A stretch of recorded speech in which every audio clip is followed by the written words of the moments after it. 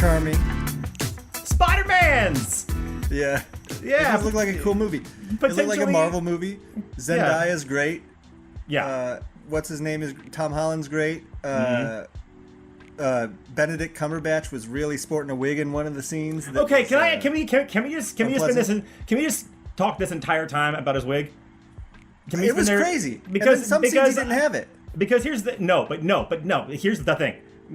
Megan and I had an all but like getting divorced argument about this because I said the same thing. I was like, why is he wearing a wig in that one scene?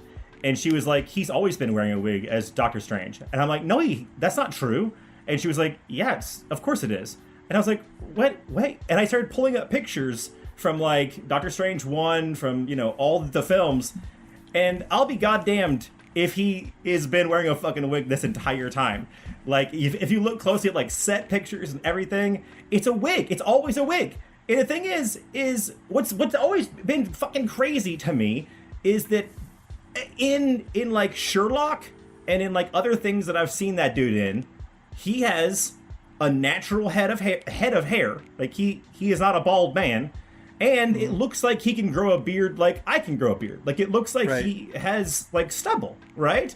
Mm-hmm. But yet when he's Doctor Strange, his goatee has always looked fake, and his hair has always looked fake, and I don't know why. I don't know. Could they just like not figure out how to get his hair to do that, and so it was just easier to for continuity to make it? That might be what it is. I think it is. Continuity wise, they just. I think it is. I wonder how many of them are wearing wigs now, but I've noticed this a lot lately, and I don't know what's going on in Hollywood, but I feel like the wigs are either getting worse or the cameras are getting so much better that all I can see is wigs. Right. I mean, there's movies that it's totally insane. Like, they'll have like this straight hair that doesn't look natural at all. Like, did you see the movie The Big Short? No. They're all wearing wigs in that movie, and they look insane. Really? It looks like they're like trying to be funny almost.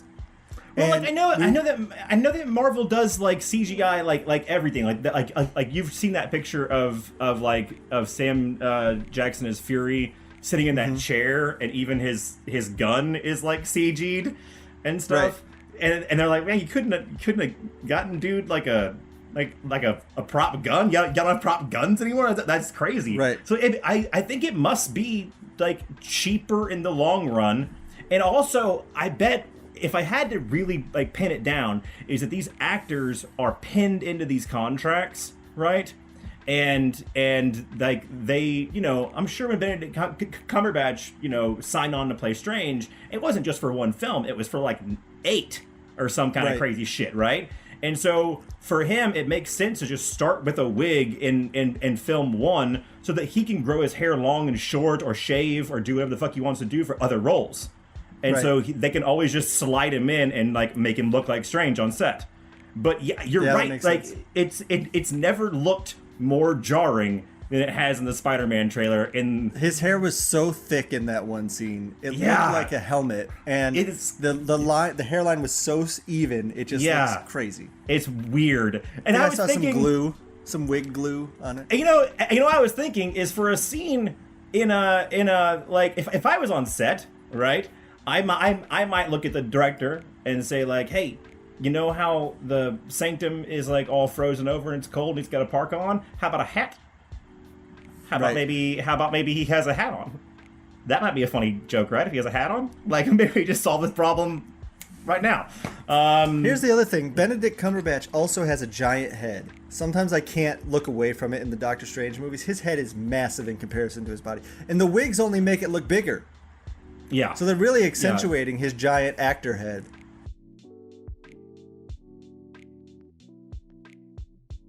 I don't understand why the internet got so freaked out and exploded over a bunch of shit that we were told like 9 months ago. Like Alfred Molina did interviews where he said, hey, I'm in Spider-Man. But I will say this really quick. Everyone online who was just like, Doctor Strange, he's so out of character. He must be, Satan, because he's doing all this stuff and it's out of character. Like, it's out of character for Doctor Strange to be so irresponsible Doctor Strange became Doctor Strange because he was texting while driving.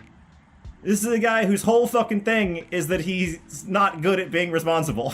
That's his whole fucking thing. He gave up the fucking time stone. He's just failed up. He's just like the whitest white dude of the Marvel U. He just keeps on failing up. I don't know that I have any crazy hot takes for Spider-Man, except that I do wish I don't like the.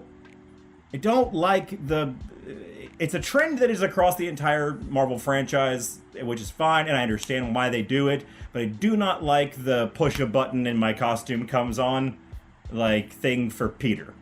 You know, I don't. I think that like if we're still they tied him into Doctor Strange too much. They made him, or I mean Iron Man too. Iron Man, yeah. I mean, which is fine. I get it, but yeah, I guess I get it. I don't know. I feel like at this point, like we should be making films about Peter becoming, because like, are we gonna keep on making films about Peter being someone's sidekick and being a little kid when Tom Holland is 43 years old? How much longer are we gonna do this? Like, I'm a petulant little kid in high school, and I fucked up this thing. Like, I mean, we already found an insane loophole to keep him in high school for longer by skipping 5 years of his life by being, in the dust, which is brilliant. It's a great way to keep him in high school longer, because it'll make sense that he's 30 and a senior now. But like, are we still gonna keep on like? I don't know. I just want Peter to solve problems by himself. I'm gonna take us out of this part by saying I do love that Tom Holland and Zendaya are actually dating. Stay together forever, guys.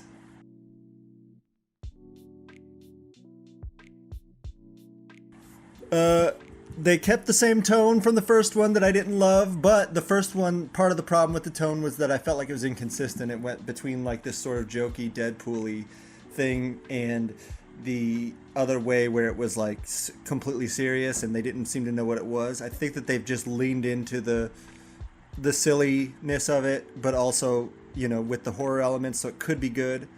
Like my take on it was you should go horror with it. But they didn't really do that in the first one. This looks like more of the same from the first one, so I'm not overly excited, but I thought that Carnage looked great. I don't like that he had a tongue, but he really looked cool in the trailer. Can we talk about Woody Harrelson's wig? His Ronald McDonald wig? Well, no, but he doesn't have that one anymore. I guess they gave him a haircut in prison.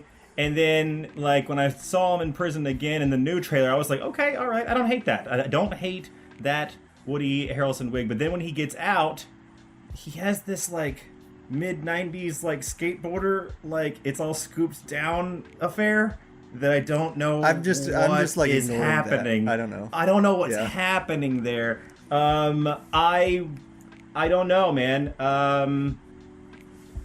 Yeah, I think I share all of your same things. I can't really talk about this because I know things that happen in that film.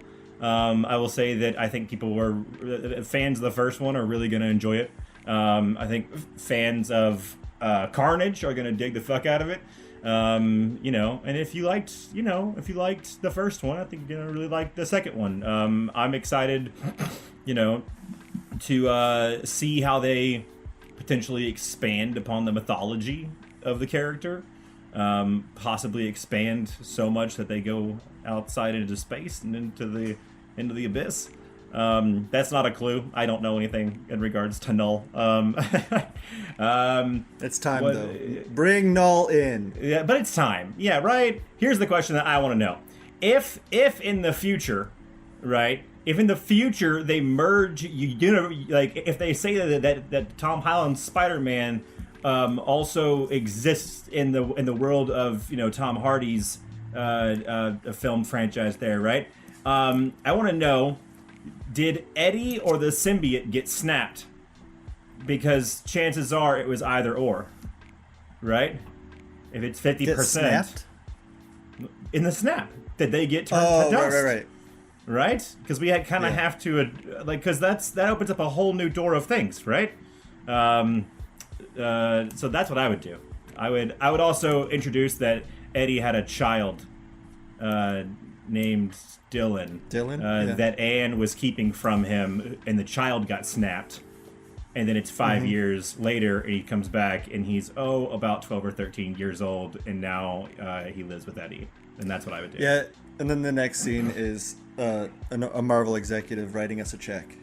Yeah, a big old fat check. That's right.